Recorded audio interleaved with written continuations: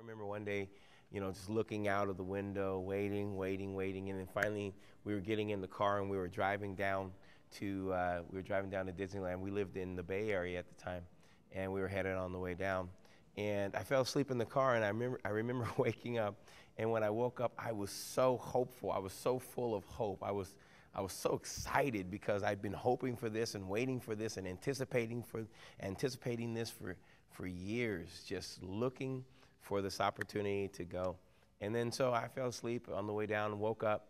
And as soon as we got out of the car and I started looking around, and nothing looked as I hoped it would. Nothing looked as I thought it was. I was anticipating one thing, but I was getting a whole different situation. And as I looked around, I saw, Tweety Bird, and I saw Sylvester the Putty Cat, and I saw I think it's Longhorn, Leghorn. I saw all these different characters, and it was like a theme park for sure, but it was not what I thought. Because I remember, going into Disneyland, you're supposed to be looking for Mickey Mouse, you're looking for Minnie Mouse, you're looking for these things. So I'd hoped for Mickey Mouse, but I really didn't get Mickey Mouse. I'd hoped for these others, Minnie Mouse, and I'd hoped for Pluto, and I'd hoped for, but what I really got was something other than what I hoped for. Did that take away my hope of one day seeing Mickey Mouse and one day going to Disneyland? No, it didn't. What it did is it caused me to be disappointed that I didn't have it.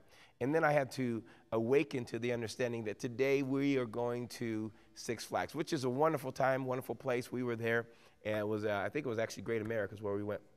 And it was a great time. It was awesome, but it still wasn't what I hoped for.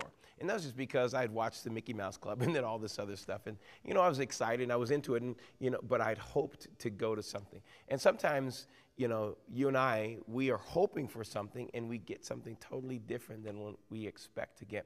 And that causes us to be discouraged or be frustrated. What I needed to do is I needed to continue to say, yes, I love this. This is great. But one of these days, I'm going to make it to Disneyland. One of these days, I'm going to get there and I'm going to have so much fun and keep that hope alive. Keep it in me. The Bible says if we have or we see what we hope for, then it's not hope anymore. And the only way we can continue to hope for something when it's not right in front of us is that we need to have patience, believing and dreaming and keeping that picture. Even though we don't see it, we have to keep that picture alive in us. We have to keep that picture alive in our hearts. And I just want to talk to you a little bit about that today, just for a moment. How do you continue to hope, and why do you need hope? The Bible says faith is the tangible of something that you've been hoping for. And it is the evidence of that what you've been hoping for is coming to pass. Now, that's what faith is. So before I ever have faith, I actually have to have hope. I have to have a picture of what I'm looking for, of what I'm dreaming for. But if I have that picture, then I don't need hope anymore. If I have that, if I own it, if I possess it, then I'm wasting my time in trying to hope for it. So hope is something that I don't possess, but I hope one day, or I desire, or someday I'm expecting to see it come my way. It's not a wish. It's not I'm wishing to have that because I'm not expecting it to come my way. That's a wish. But something I'm hoping for, I'm expecting for it to show up in my life. This picture that I see, this marriage that I see, this healing that I see, this miracle that I see, I'm in expectation that it's going to come my way. What do I need to do? I need to continue to look for that opportunity. I need to continue to look for the open door. I need to continue to understand. When I was a child, I needed to continue to look for Disneyland. Whether it was going to happen that year, the next year, the following years. It turned out that I was 26 years old when I first went to Disneyland. And I've been almost every year since then. It's just been, went through times of having our own passes and, I take my kids there a couple times a year just because I'm living through them probably. But the other part is I've now have what I've hoped for. And that may seem very simple for many of you, but what I hoped for, I have it, I possessed it when I was 26, and now I live freely in it, and I go there all the time, and I could do that. And so what is it that you're hoping for that you yet haven't possessed? And once you do possess it, it's something that you don't have to keep hoping for. It's now a part of you, and it's part of your life, a part of the culture of who you are. It's a part of, but if it's healing, it's who you are. You don't need to keep hoping for it. You just take it. Sometimes I pray for people, and the pain leaves them, or they feel better emotionally or spiritually. And then I say, do you feel better? Is it better? Is there something changed? Well, I hope so. Well, if you possess it, you don't need to keep hoping for it. You need to just live in it. But if you're still believing, if you don't feel the difference, if you don't notice the difference, then I can say you can continue to hope. But I want you to understand, the moment you possess something, there's no need for hope.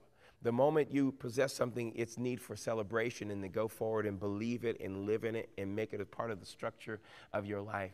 You may have to break through some strongholds. Strongholds are limitations in your thinking. You may have to break through some limitations in your thinking that keep you from going to the next level of actually saying, I'm living in this now. See, it would have been foolish if I would have showed up at Disneyland and say, well, I'm still hoping one day to be at Disneyland. My goodness, one of these days I'm going to really be able to see you. One of these days I'm really going to be able to see you. One of these days I'm going to be able to shake your hand, Pluto. One of these days. But that would be foolishness, because there I am right in that moment that I've been hoping for.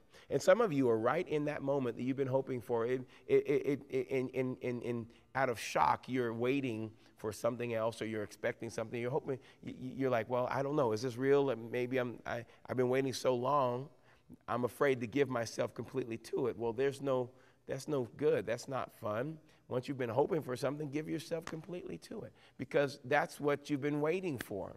And sometimes we don't celebrate the journey to something, and we get to that something and we're saying, well, maybe I still need to keep on the journey. Well, celebrate the journey along the way. And that's what the Bible is saying. It's saying, well, if you are hoping for something and you see it or have it or possess it, then you don't need to hope anymore. But as long as you are still hoping, you need to possess that hope in patience, or with patience. You need to allow patience to do its perfect work in you. And so patience is this, that it's not here today, but it's going to be here one day. And when it's here, I'm going to possess it completely. I know I'm going to live in it, and I'm not going to have to convince myself that it's here. I'm going to know it. I'm going to possess it. But along the way, every single day, every single month, every single year, every single moment, I'm going to celebrate that moment, because that moment's a part of the journey. If you don't enjoy the journey of being free, if you don't learn something along the way, if you're not being energized by it, then you're not going to really enjoy what you get to when you get there. So I'd say to you today, talking about hope, some of you are hoping that God would heal your marriage. You're hoping that God would heal your body. You're hoping that God would heal your finances. You're hoping that God would heal your life. In one way, shape, or another, one form or another, you want God to do something for you. Maybe you're looking out there and you're saying, well, I don't believe in God. I would say maybe you have deferred your hope. You put your hope to the side and you said, well, I don't believe in God. I don't need God. I want to challenge you. Dream again. Dream again. Let that dream come back to you. Dream again. Believe again. Because God is into your life. He is so involved in your life. He's not a far off God. He's right there, wants to be a part of what your situation is. And if you will just try it one more time, believe again, dream again. We've all been hurt. We've all been discouraged. We've all had frustrations. We've all had things that we hoped for that didn't take place. But that doesn't stop us from hoping, because a world without hope is a horrible world. We need to continue to hope, continue to dream, continue to believe, continue to stand. And I want to stand with you. Today I want to show you some of the things that have been happening here at the Revolution Northwest, at our church, Citadel Church. We have evening services. So I want to show you some of that. At the end of this program, we had a great response from those of you that were watching. At the end of this program, I'm going to pray again. I want to pray for your breakthrough. I want to pray for your healing. I want to pray for your miracle. I want to pray that God will be the deliverer for you. And I'm going to believe that God's going to do something amazing for you. And it's going to be a new start, a new day. So we're going to do that after this segment of watching some people get touched and ministered to. And I want you to come back with hope in your heart.